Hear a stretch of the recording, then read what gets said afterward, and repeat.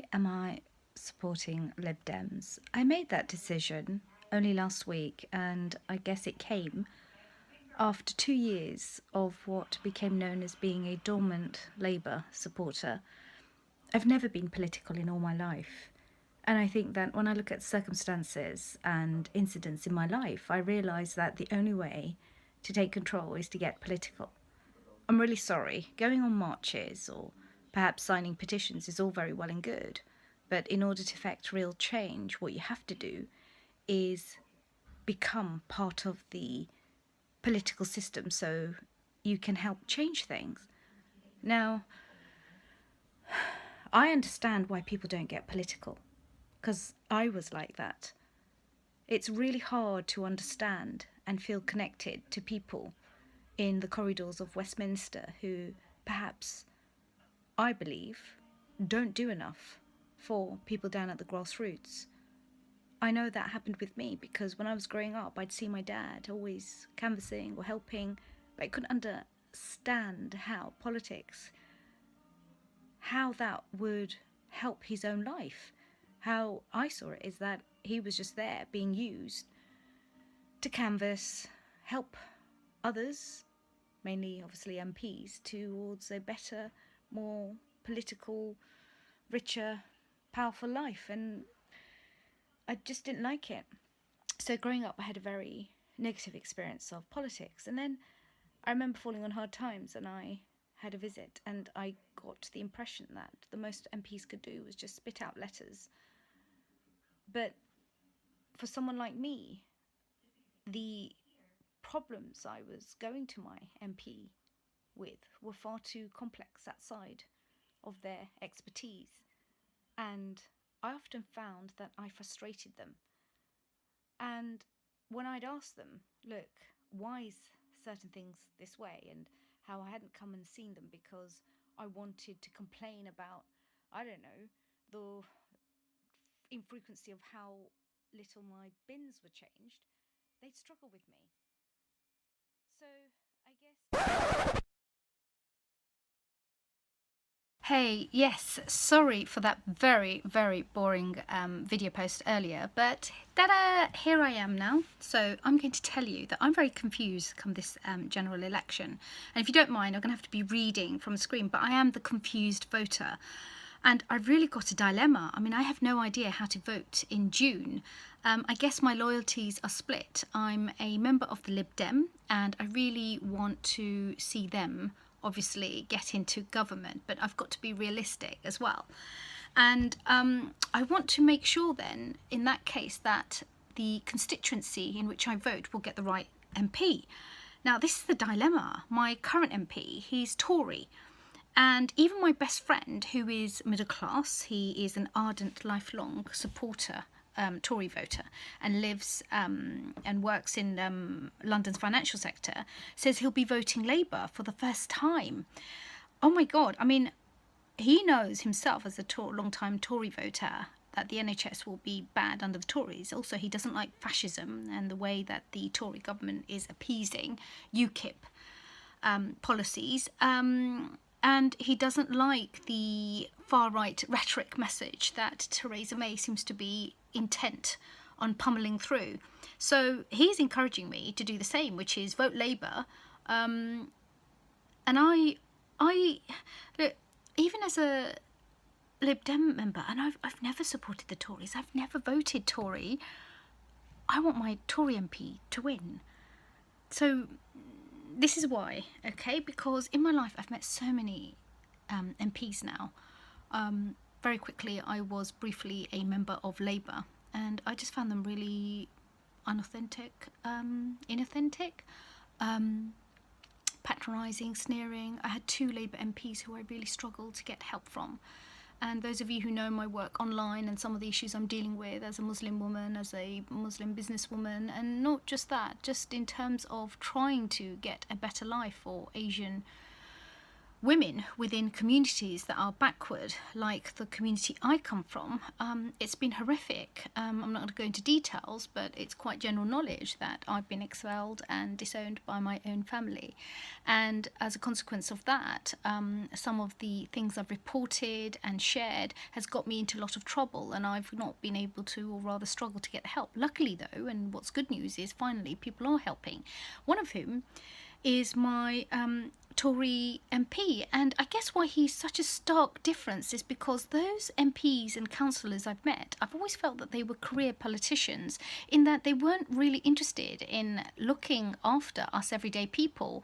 Many of them that I met, I just sniffed that actually they rely on this job to get them a bit of income, and more often than not they use people's help during election. It's the only time you see them surface.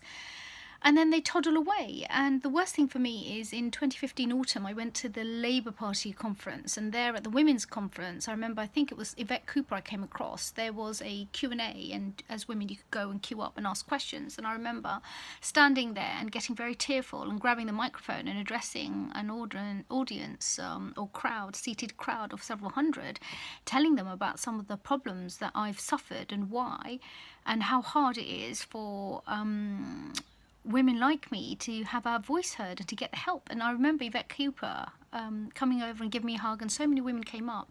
I'm not going to go into details, but I'd shared some pretty awful things that had been happening to me. And when she was there, and I remember, I think it was the mayoral elections or something, or some assembly elections, what happened was that she asked that I make sure her entourage get help, and all these women rushed over, and oh god, they were so disingenuous.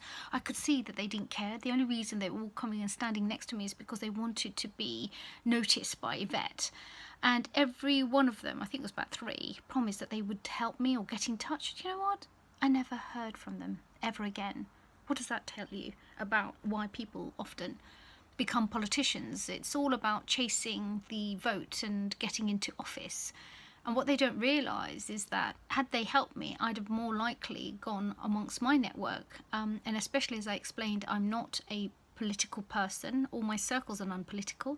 Can you imagine if I'd gone back with the feedback and explained my story, how many more votes I could have got, or at least interest for people who are politically disaffected to wake up and think, oh okay, Yasmin's story seems quite genuine, I might look at getting politicised now.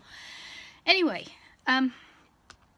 cut a long story short, look, in my experience, Tory and Labour MPs or candidates have either been rude, thick, inept, lazy. Yeah, that's really strong words, but it's true. They've looked down on me, broken promises, or just wanted to spend time using me for my ideas to help their own career, you know, and promote their own agenda just to get them noticed. And worst of all is they've never really been authentic. And you know what? Despite knowing and hearing that I've had a bad time, you'd think that they'd be better and be more alert. I mean, my 2 previous MPs were Labour, and they were so lazy and shocking. I was sickened, and I was a long-term voter of the Labour Party. I had to write in and in again and again asking for help. And I was told this eventually as I checked and investigated why my MP wasn't helping me. I think it was a parliamentary ombudsman or whatever. They said there is no obligation on any MP to help us. There's no job spec, in essence, that tells them that they have to help our citizens. Oh my god, apparently there's no code of conduct, apart from obviously that ruling fraud and other aspects of being an MP, you know, not lying or being criminal or having criminal intent. But even a Labour MP blocked me. My MP blocked me on Twitter. And so when the election happened in 2015, guess what? He got elected in again. I mean, I managed to get 1 letter out of him in the end, but my God, that's all they seem to do. You go to one of their MP surgeries, it's a nightmare. It's like you go there, they don't expect to handle people like me, because when you turn up like I do, booted, suited, you know, able to talk to them at their own level, they don't like it. I think they're so used to people fawning over them, and maybe, you know, the elderly and vulnerable have to rely on their help. But I didn't like that. And all my crime was, I remember with that Labour MP, him and I had a huge standoff in his office, and he had his aide with him. And he just started shouting and saying, you know, what is it with people? Why do they expect that we can solve and fix everything? And all I was trying to do was say to him, you haven't responded to my many requests of help. I've written in again and again. and he seemed to be terribly defensive. So I just thought, ever since then, as an MP, they should help me. And you know what? If they don't, screw that. I mean, it's just sad. So, you know, I think of even the Muslim Labour MPs that I've approached to help me with some of the battles I'm facing within my own Muslim community and their terrible interpretation of the Quran, which does lead to misogyny, which does lead to gender bias, which leads to horrific consequences on women. And that's not in the Muslim Islam or Quran. It's by Muslims, certain Muslims, who are choosing to use and infect Islam with their own bad tribal customs and then pass it on. Now, how do you stop that? I know you stop that by standing up to it and calling it out and pointing the finger. But if you do that, you're going to get into a lot of trouble. And would you believe it? I even contacted Sadiq Khan's office. So many Muslim MPs, the female Muslim MPs, are the worst. They did nothing to help, you know, and these are all Labour. Anyway, back to my dilemma. I just wanted to say that my Tory MP is so genuinely decent. He's a good guy, and he won with a majority. He actually got 52% of the votes cast, and Labour got 24% and Lib Dems 4%. Now, the Lib Dem candidate in my constituency, I think, is a bit last minute, not yet met her, but I know she'll struggle. And not just that, I think perhaps they've been elected to stand, and it's not a priority seat, obviously, because my Tory MP has a huge majority, because it at least helps to spread the message and allows local people to engage with the Lib Dem policy and the party, if they're open to it. But my Tory MP did help me. He's the first ever politician to genuinely listen. He's a lovely man. He treated me with such kindness and respect. He even invited me to his office, and he didn't even know what. He just said, come in. And when I went there, he served me tea. His aide was there. They were writing notes. And he just listened. And as I left, I said to him, but no one's helped me like this. No one's listened. Nobody even gave me time. And they were Labour. And hey, I'm Lib Dem, by the way. And he just looked at me in a quite a fatherly way. And he just said, apologised and said he's so sorry that I had this experience. And he hopes that, you know, he can try and help, and that's all he can do. He can't promise miracles, and that was enough for me.